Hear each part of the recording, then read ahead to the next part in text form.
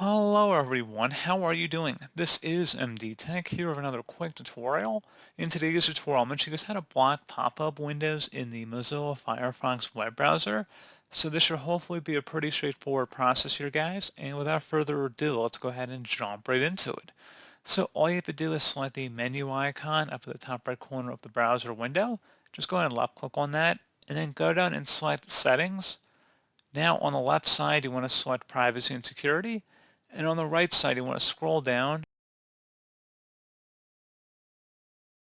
underneath permissions, and then where it says block pop-up windows, make sure that is checkmarked. And you can set exceptions in here as you so choose. So if there are certain websites that you do want to allow pop-ups for, you can enter them in here. And you can select allow. And then if you ever change your mind, you want to remove certain websites, you can select them individually and then just remove the website, meaning that the universal setting will reapply to that web page. Or you can just go ahead and select remove all websites, which will clear out the filter in here or the white list. So pretty straightforward process. Do hope I was able to help you out, and I do look forward to catching you all in the next tutorial. Goodbye.